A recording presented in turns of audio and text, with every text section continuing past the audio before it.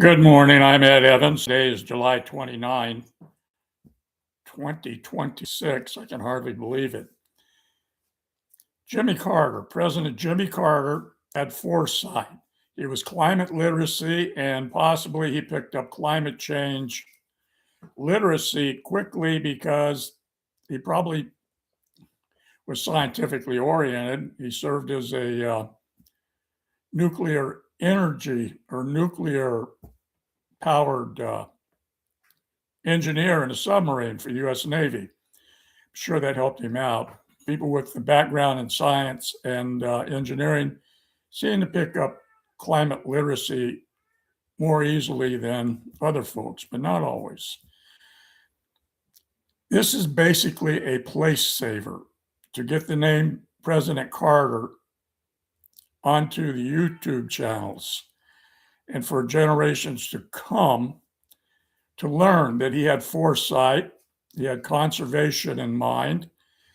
And in my opinion, if we had followed his advice, we would have had at least 20% renewables by the year 2000. That's 26 years ago.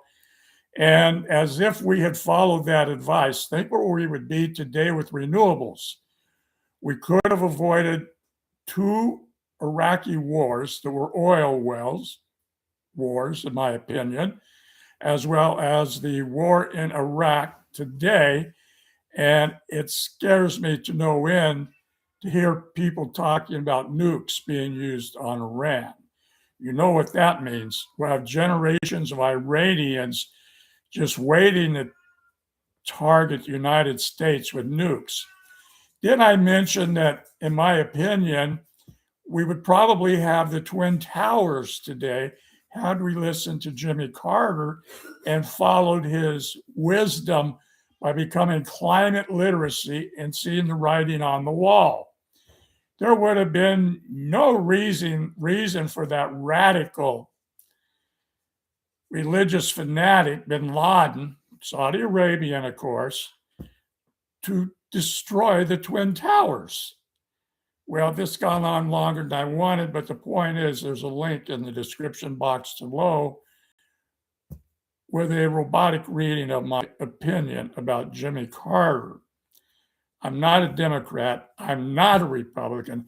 It's not my fault that the Republican Party has elected climate deniers and climate deceivers ever since Jimmy Carter lost to Ronald Reagan, who was, I'm hearing, was a neocon, a neoconservative, and prone to imperialist adventures with, what's her name, in England.